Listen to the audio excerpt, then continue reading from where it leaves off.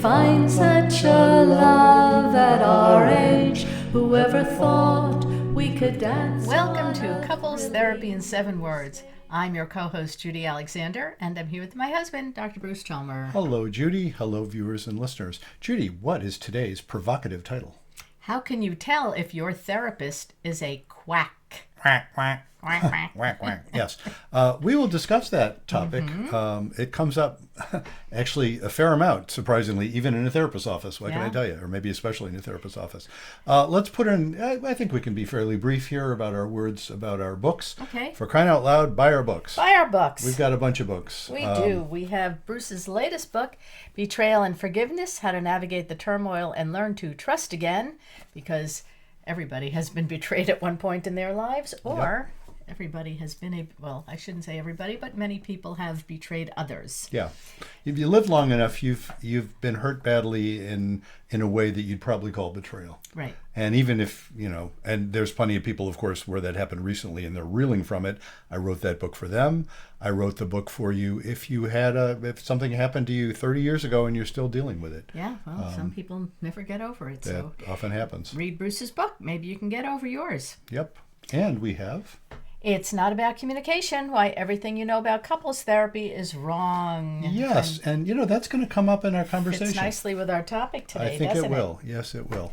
Okay, then we have the book that started our podcast, Reigniting the Spark, Why Stable Relationships Lose Intimacy and How to Get It Back. Absolutely. And speaking of reigniting the spark, gee, what's one nice way of doing that? Okay, get your friend or a lover The Blue Tent, Erotic Tales from the Bible by Laria Zilber. Makes a wonderful holiday gift or anytime gift. I think by the time you are actually seeing this, it's probably not in the middle of holiday season, though that's when we are recording this. But you know what? It makes a great gift any time of year. Anytime. You may be seeing this. It's possible you'll be seeing this after Christmas, but still during Hanukkah this year. Yeah. Because this particular year, in 2024 that we're recording this, Hanukkah happens late in the solar year, by golly. It certainly does. And the other time, of course, it's perfect for is Valentine's Day. Very true. So Valentine's Day will be coming up when you are seeing this. And boy, does that book make a great gift for your lover in so many ways. So many ways. Okay, well, let's get into our topic. Yeah, so let's talk about how can you tell if your therapist is a quack? Yeah. What do you think? I'm going to toss that to you first. Well, let me note for our listeners and our viewers, I'm a therapist and you're not. And so that's an interesting thing right there. So you as a consumer but not therapist, I'm both. Right. Most therapists are both. But you are not a therapist. So how would you answer that question? Well, you would probably know better than I, hearing from people who've come to you because other therapists have given them probably bad advice. I would think that a therapist, you would say they're a quack if they tell you to do something antithetical to your way of thinking or your morality. But you get people in your office all the time that have said, well, we've been to X number of therapists and nothing's helped. So what are you hearing from those patients aside from like nothing's helped, but there might have been more damaging things than just nothing has helped? It's interesting. I guess I was resisting doing this, but it's just in my nature. We're going to have to talk about defining the terms, aren't we? Yes, we are. What do we mean by a quack? I have a little story about this. This goes back, at least 25 years. So pretty early, relatively early in my private practice. And I was working then mostly with individuals. I was still doing some with couples and some with families. But this was with a woman I was working with. And she said, she used the term quack in such an interesting way. And I felt like, gee, I think that's me. And so obviously it wasn't completely pejorative. She meant it in this sense of, you're a quack if you're proposing things that are just, nobody else would say that maybe, or very few others would say it. From that perspective, people can say all kinds of unexpected things or surprising things, and maybe it isn't even hurting you. Maybe it's just fascinating, So I did. That's just a fun story because I remember thinking, oh, I sort of felt complimented, but she was defining what quack was, and I was thinking, well, I think that's me, and she said, yeah, it probably is. You know? So she was saying you're a quack? Yeah, in a good way, in a funny way. So let me. How could I possibly say? Usually, when you say quack, it means charlatan. Yeah. Phony. Yeah. Right. I wrote a book, as we were talking about a little while ago. I wrote a book, the subtitle of which is Why Everything You Know About Couples Therapy is Wrong. And as I've so often said on this podcast when we've talked about that book, you know what I'm going to say, right? I point out in the latter chapter, what do I point out? That everything that you know about therapy is wrong as well. Exactly. That includes me too. I think somebody's a quack if they claim to know stuff that they don't know or isn't knowable. That's one way of defining a quack. And she was not defining me as a quack that way. She was defining me as a quack because I was willing to consider things that were counterintuitive. I was willing to consider things that were she hadn't thought of before, and maybe I hadn't thought of before. In that sense, you want a quack. But that's not the normal use. No. Let's get to the quack. Yes, let's get to the way that's everybody not the, right. thinks of as a quack, like you said, a charlatan. A charlatan, exactly. I would say a charlatan is somebody who is expressing certainty. They're selling snake oil. What is the feature of snake oil? It's not that it's snake oil per se. It isn't even per se that it's ineffective. It's that they sell it with such certainty. So in other words, they say, well, if you only do this, if you follow my 10-step plan, you won't have any problems. Exactly. This will solve all your problems, no problem. That's a quack. And you get quacks in that sense, you get people of all different sorts of theoretical orientations. I have met psychoanalysts that I would think of as, oh my God, don't talk to this person. They are so sure of themselves. I have met psychoanalysts who I would find incredibly wise and, would easily work with if I were, wanting to go to therapy. Behaviorists even behaviorists, if people who know those distinctions, behaviorists, it sort of feels like they're going by the book here, and they're doing their manipulations. There's ways of doing that are too sure of themselves, right? There's ways of doing that are just compassionate. They're saying, well, let's try this. And so how can you tell if your therapist is a quack if they are so sure of themselves and they leave no room for uncertainty? I would say run the other direction. Yeah. And it's a tricky thing because a lot of times people will go to someone who is presenting that kind of, I would call it pseudo expertise. They're totally sure of themselves, and damned if they don't help out some people. Do you know what I mean? Some people get helped by that. Yeah. God bless them. But I think it's a risky thing. The thing that I think is central to anybody's practice as a therapist that I would say, okay, if you're with someone, independently of their theoretical orientation, if you're with somebody who shows this feature, you're probably going to learn something from them. And that feature is basically intellectual humility. It's that sense that you don't think you know it all. Especially you don't think you know it all with respect to someone else's life. That's what I think is the key. That it's interesting. I'm sort of psychoanalyzing myself as I say this. This comes up. We've talked about in various contexts. We've talked about how can you say something to your partner in a way that's likely to be heard and things like that. And the other title of that book, not the subtitle but the title, was "It's Not About Communication." Right. I'm saying communication rules won't get you anyplace. Right. But I have noted. One of the things, we were just talking about this on a walk earlier, folks, when we were talking about this. One of my favorite little examples we've given, and we've come up in lots of our episodes, is the one about you're asking me if I would please wipe down the sink when I'm done, brushing my teeth or using the sink. And I pointed out, gee, it never even occurred to me that leaving the water there would be a mess. I didn't think of it that way. And you asked it very nicely, and my instant reaction was to say, of course. I mean, you gave me this way of making you happy, which was frankly required virtually no effort. And the funny thing was, it then became mine. So I'm not even, for years I haven't been doing it for you. I've been doing it because I think it's messy too. It's just right. It's funny. It's just a funny story. But the point of it is, if you didn't say this, but I have worked with many couples where the person saying that isn't saying, hey, you know what, I would prefer it. I'd like it better. this feels, kind of icky to me, and I'd like it better if you clean that up. Mm-hmm. The person is saying, in effect, you are a slob, and what kind of sty were you raised in, and what's wrong with you? In other words, it's incorrect that you don't already know that. You are a flawed person. Your character is faulty. Your family didn't raise you right. They're faulty. Oh my God, how could I have married you? It has to be the way you say things. It's not the way you say things. Oh. You set that, you teed that up for me. It's not the way you say things. Well, what is it? It's not the way you say things per se. It comes out that way, but it's not the way you say things. It's what you're thinking. It's what's underneath it. What you're actually communicating. What I picked up from you when you made your request wasn't certainty. It wasn't like, I'm right and you're wrong. Right. It's like, I would prefer this. I like it better if. And part of you may have been thinking like, gee, aren't you kind of being a slob? I don't know. You were very nice about it.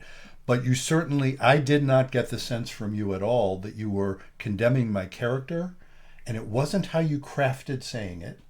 It's what you were feeling in your heart.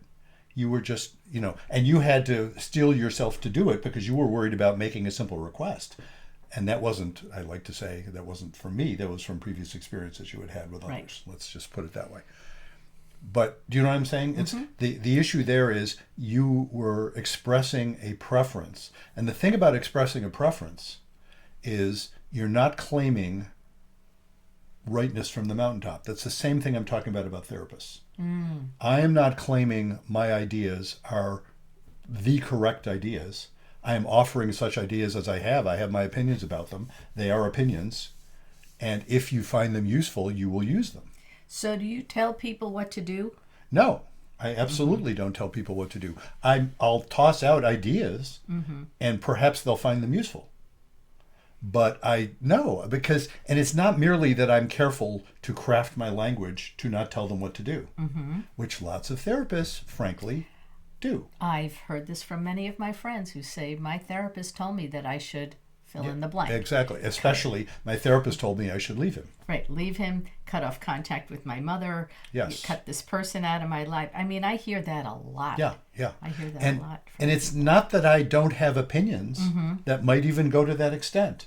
It's that it's not merely that I'm careful not to use those words. Right. It's that I genuinely don't believe that I have any business telling people what to do.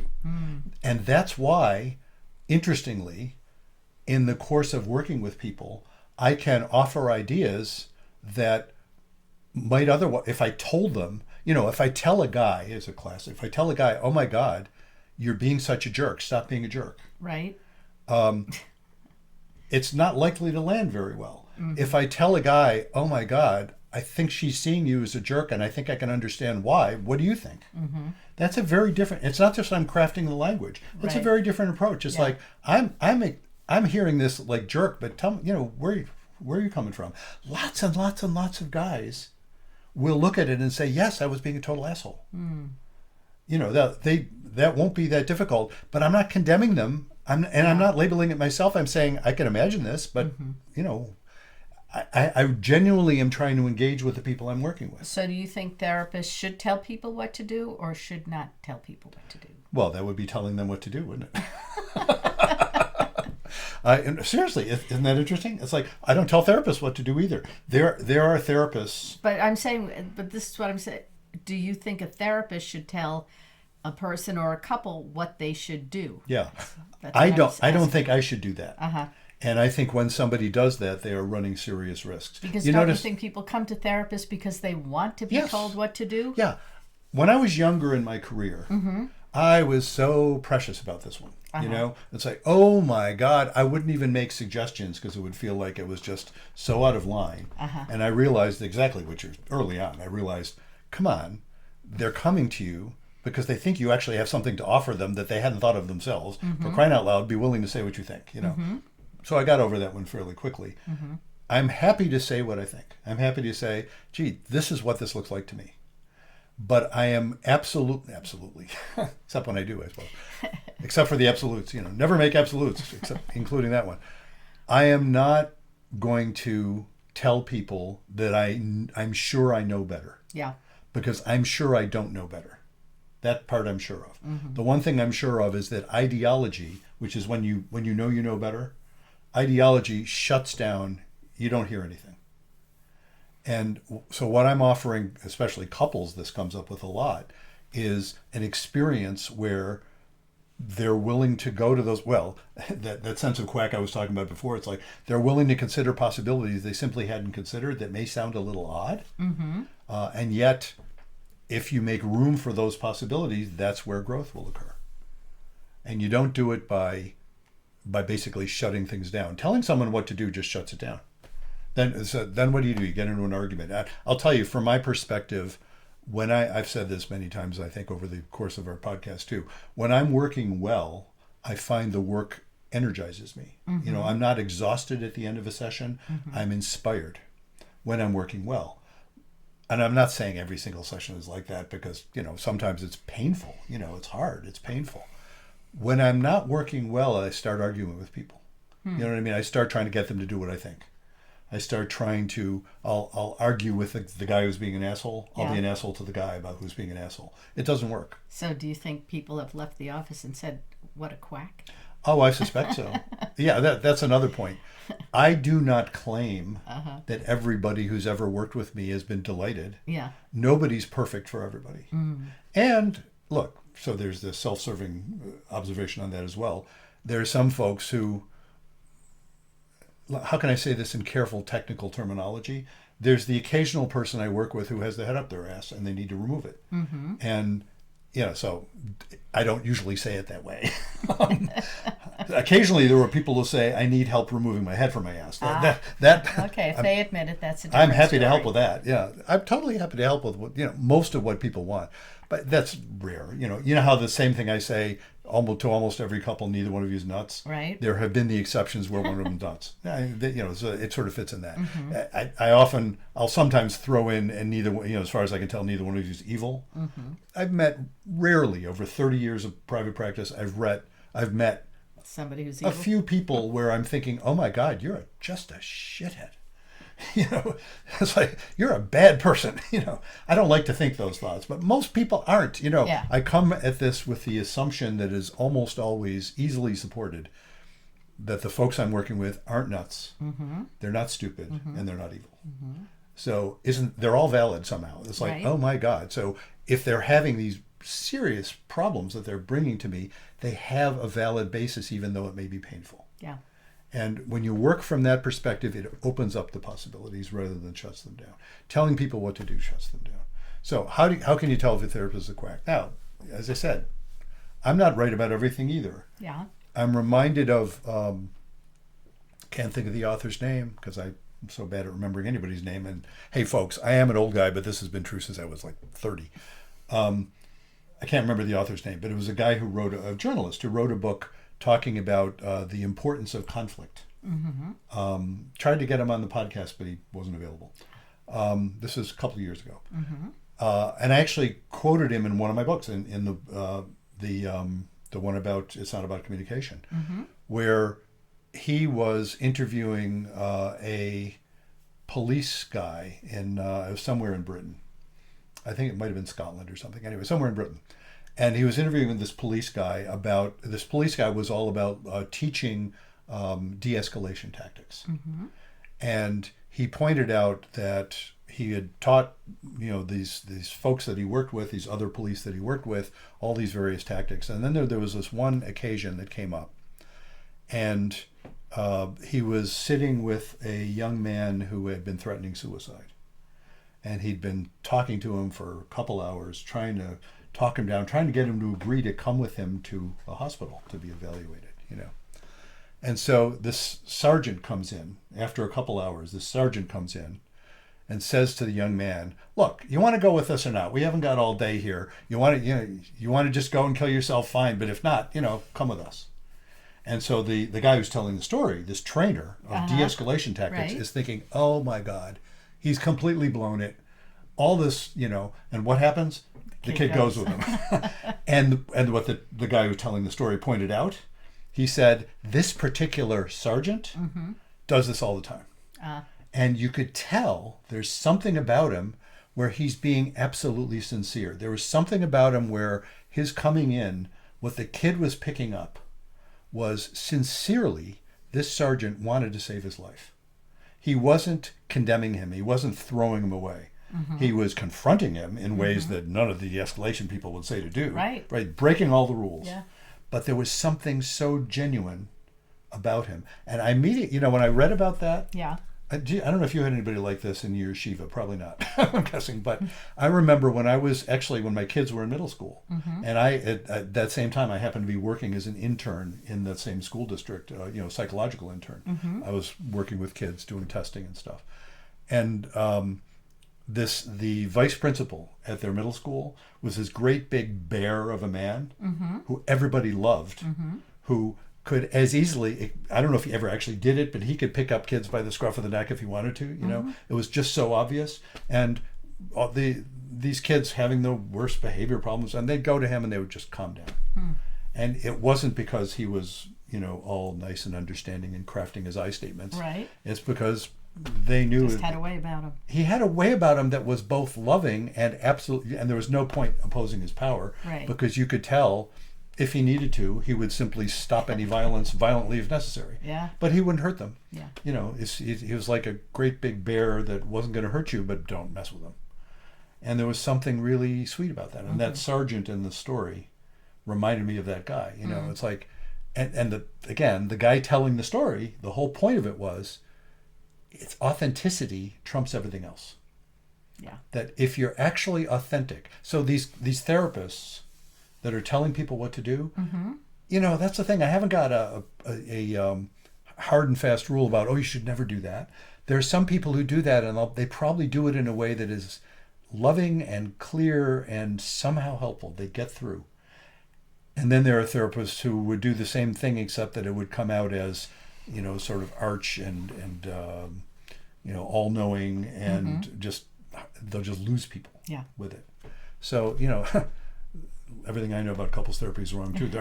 In other words, there are no perfect rules for this. But so this is where I came to in that book too. What you need is faith. What you need is a therapist who is embodying faith. And what do I mean by faith? What do you mean by faith? Yes, I was going to toss that to you. What do you mean by faith? Well, What do you not mean by faith? well, I know what you mean by faith, that reality is right to be what it is. And that's as opposed to fundamentalism. Do you know what I mean? I'm not excluding religious faith. I know there are plenty of religious people who would embody that kind of faith. There are also plenty of religious people who would be fundamentalist in their approach. And those are the pastors who tell the woman who's being beaten up at home that she's supposed to go back and be a good wife. Because that's, what would be prescribed by whatever their understanding of their religion is. And that's evil. That's wrong. Yeah. That's simply wrong. Yeah. And again, there's lots of pastors in very conservative Christian religions who would not say that. Yeah. So I'm not trying to paint everybody with the same brush. But there is I talk about faith and fundamentalism being opposites. That it's what you need is someone who embodies that sense that you're already, if I'm working with a couple, you're both valid people. We're all three of us in this conversation, valid people. I include myself in there too, because there are three of us in the conversation. Right. That's another one of my favorite things to point out.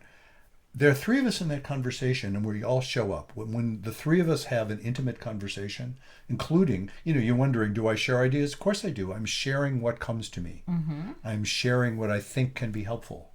I will share, there's always controversies among therapists. How much of your own self can you reveal?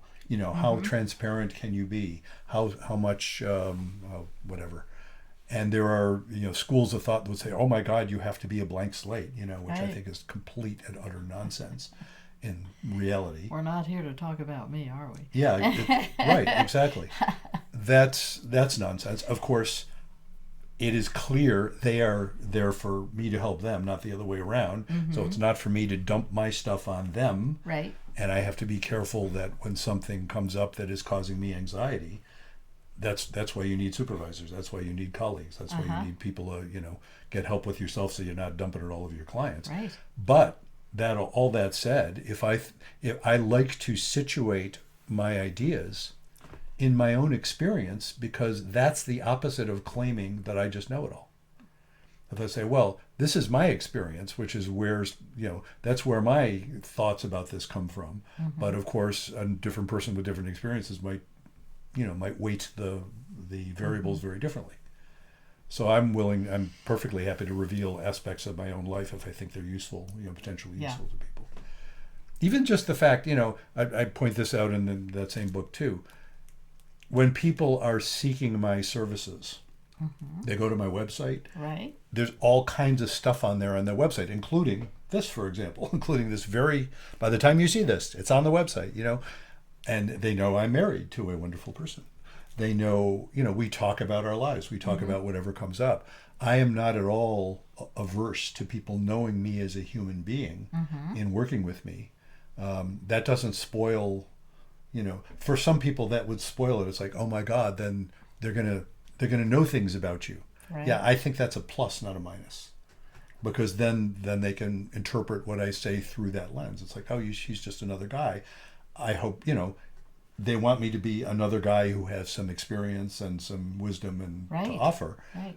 But I don't want them to know me as anything other than a guy with some experience and I hope some wisdom to offer, as opposed to the expert. That's, here's another way that therapists are often quacks, and you see it a lot these days. If your therapist is quick to diagnose everybody you work with, including yourself, if your therapist is quick to say, oh, you're dealing with a narcissist, this is how you deal with a narcissist. Oh, you have borderline personality, this is how you deal with borderline personality. They are no longer talking about you or the people you're talking about. They're talking about their understanding of the diagnosis. Now, I'm not saying diagnoses are useful. The concept of narcissism, boy, here we're wading into some territory that, I hope some of the clips of this that take this, go ahead and argue with me, folks. I would love to hear this one.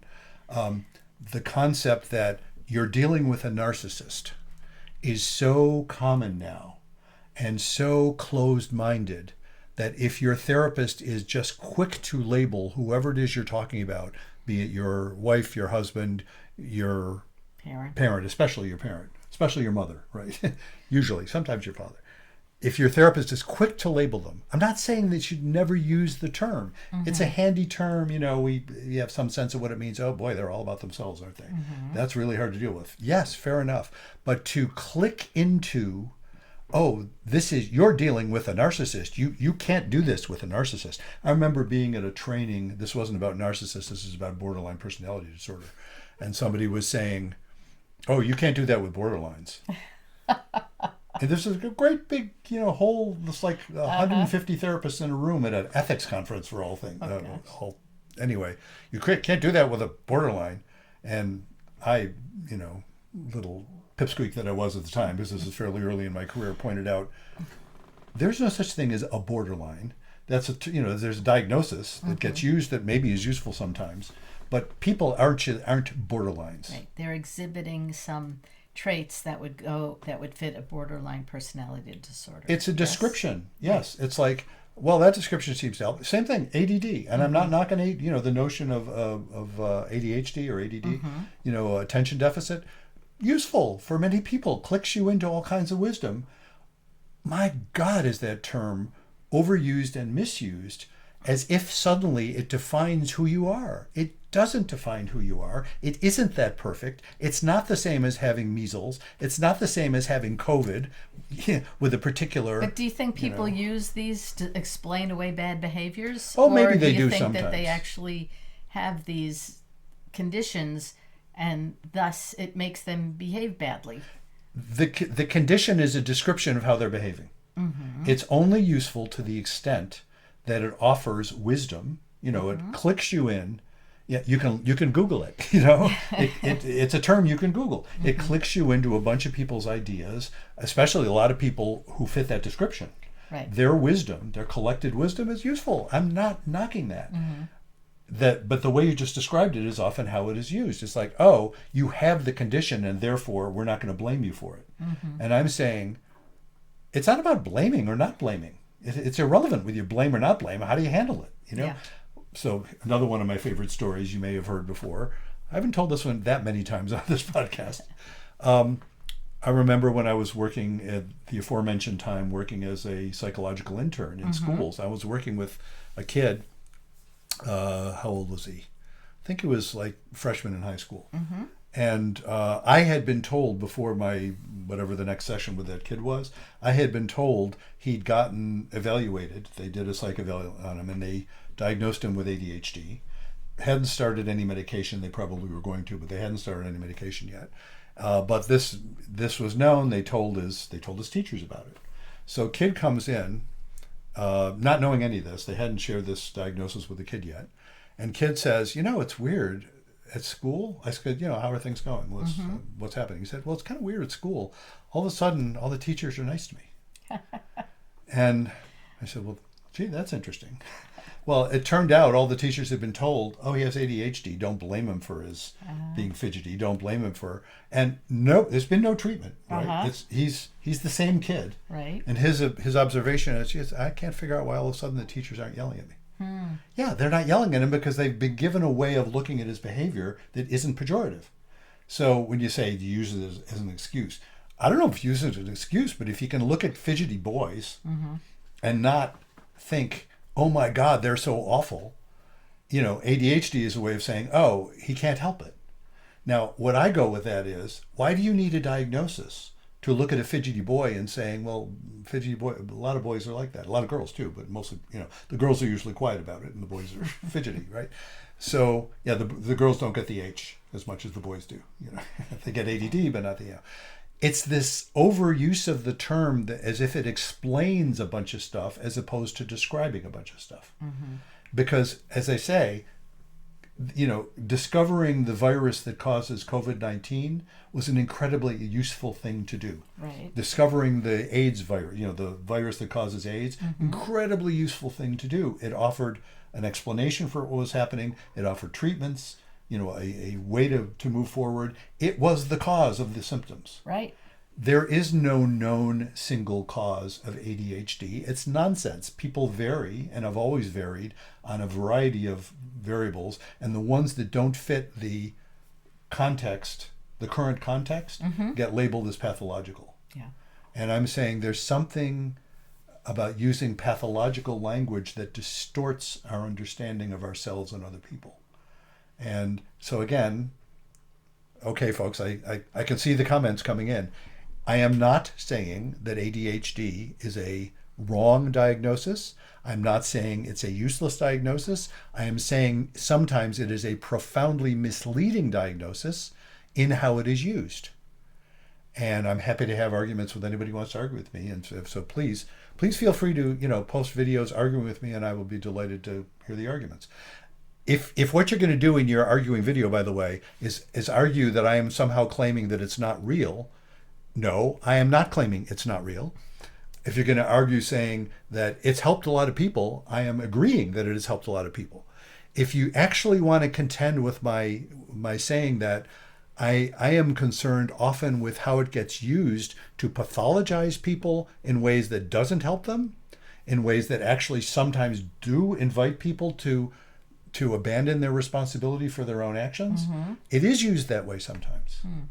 And so, if you want to argue with me on that one, then you actually have an argument going. Gee, I didn't know we were going to go there. But this is all in the context of how can you tell if your therapist is a quack? If they're too quick to leap to diagnoses as if that explains everything, baloney. I think that's being a quack. So if they're too quick to leap, if they're too ideological, if they're telling you what to do, what other watch out for signs should you be looking for? Those are the biggies. Well, and look, let me throw in, this, we were kind of, quack doesn't necessarily express this. Quack means sort of weirdly, incompetent somehow. Let's throw in the obvious ones about just baseline unethical. If they're suggesting that, they want to have sex with you, yeah, run. If there's and it isn't just even that blatant. Right. It doesn't even have to be that blatant. If they're suggesting working out a deal with you where you'll do something for them and they'll do something for you, Yeah, there's good reasons for the ethics rules that greatly discourage multiple relationships. Right. You can't outlaw them at all because it's like in a small town. Right. You might discover that your kid's gym teacher needs a therapist, and there's nobody else around who can do it. And I said your kid's gym teacher because if it's your kid's regular teacher, boy, that's a bad idea. You know what I mean? But if it's your kid's gym teacher, maybe it's okay. The ethics people will talk about all these sort of borderline, boundary conditions, Right. But I'm not talking about the borderline ones. I'm talking about the ones where, oh my God, or here's one that a psychiatrist in Vermont got in trouble with many years ago, fixing up her patients with each other. Yikes. Yeah, that is profoundly stupid and profoundly unethical. And again, it's a corollary to thinking you know better. It's like, oh, I can improve your life. Let me do this for you. No, they can't, and no, they shouldn't. Yeah, so I guess, in other words, crossing the line between a client-patient relationship into a personal relationship. Yes, yeah. And again, I'm not claiming that it's always an obvious, simple, bright line. That's where the idea of self-disclosure comes up as controversial among therapists. Because if you disclose anything, have you crossed that line a bit? When I tell people something about like my first marriage, how my marriage ended and stuff like that, which I'm happy to tell if it seems relevant. I don't bring it up out of the blue, but if it seems relevant. Or, the situation we're dealing with our son. No, I'm not talking about disclosing. I'm talking about saying, well, why don't we go out to dinner next week? Oh my God, yes, right. Exactly. That's crossing a line. That's I'm way not crossing a about line. Disclosing personal information. No, I know. That's, But the disclosing thing is interesting because there are schools of thought among therapists that would say that's way over the line. And it's like, no, I'm happy to do it if it seems relevant.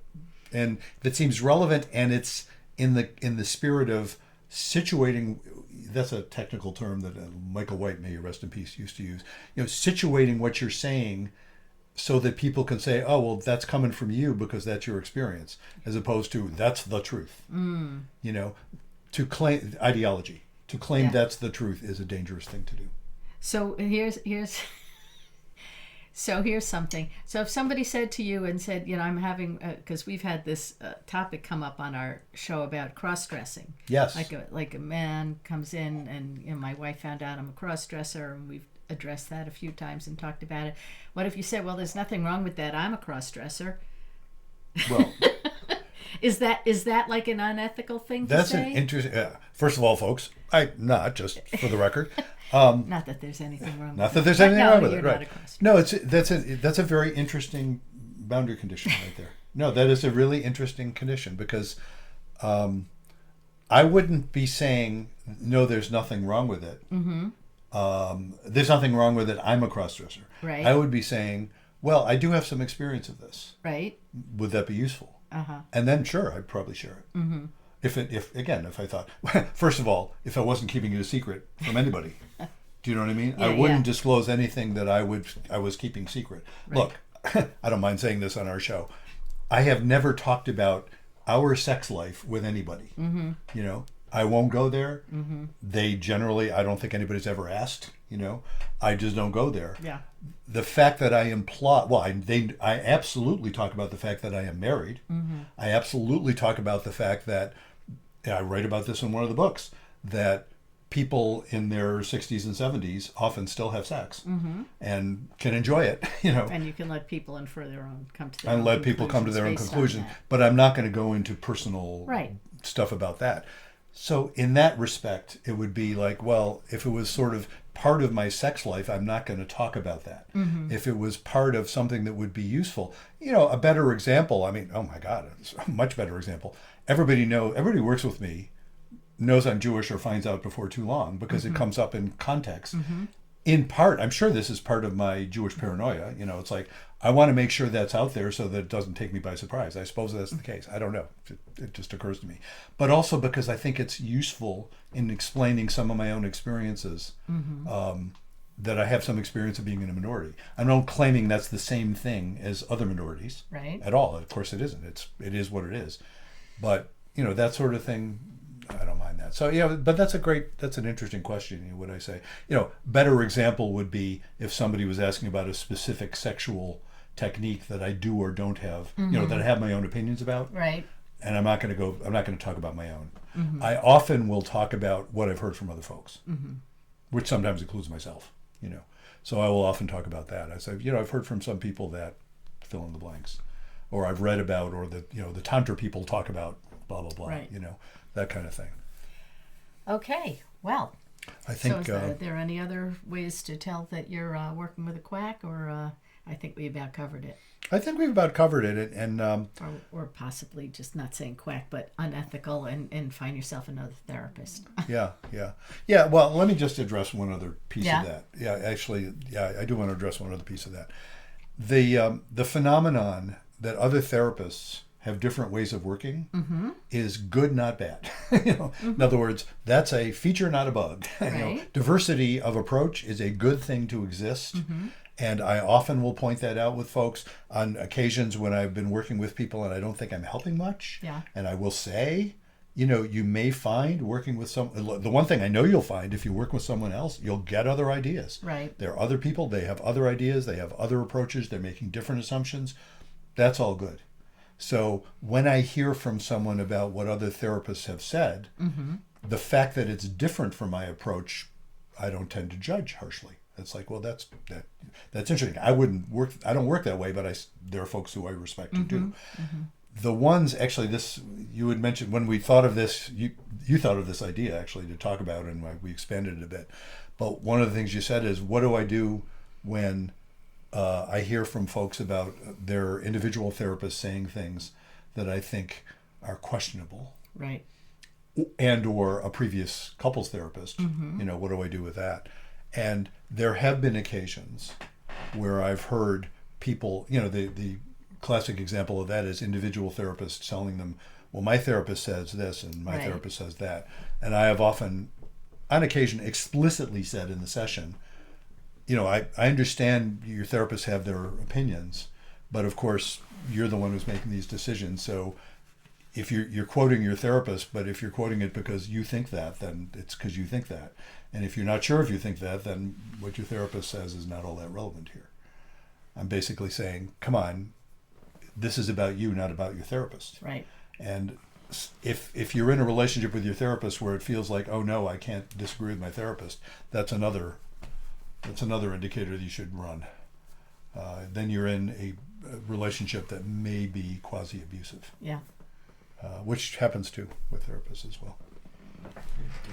So, Okay. yes. So if you're having second thoughts about your therapist, you're probably right, and you should probably find another therapist. So. Now I have to address that comment. No, if you're having second thoughts about your therapist, you need to take that up with your therapist. That's Because good. Yes, you're right. Absolutely, yeah. I And have if to you just adjust my chair. Sorry. sure, I'm just, if you're having second thoughts about your chair, yeah, tends to fall. I'm tends to feeling fall that. down. If you feel you can't do that, Yeah, that's that's a problem. That's a problem, and I'm not blaming the therapist there. Yeah. If you feel you can't do that, I would hope you could take that up with your therapist. And then if you discover in taking that up with your therapist that their response is closed, I remember, years ago, a colleague of mine telling me about a therapist she was going to. And she said, there's some piece of this I don't like. And he said, then we're done. Wow. Yeah. He was, to use the technical term, an asshole. That, it's like, you don't want to work with. Now, he was an interesting guy. I didn't know him personally. He was an asshole who had this, sort of cult reputation. He was this guru, Yeah, sometimes gurus are assholes. Yeah, And yeah, they but do you a don't lot want of to drink damage. the Kool-Aid with them. You don't, That's for sure. and they can do a lot of They can damage. do a So lot of that's damage, another. you're right. But I do want to say, if you having second thoughts, absolutely. Don't ignore them, but also take them up with your therapist, because what I've found, and many therapists will tell you this, to have that kind of tension and then bring it up is incredibly helpful. That's tolerating the anxiety of intimacy, right? One of my favorite little Yeah. shticks. Yeah. That's how you can actually make progress in therapy.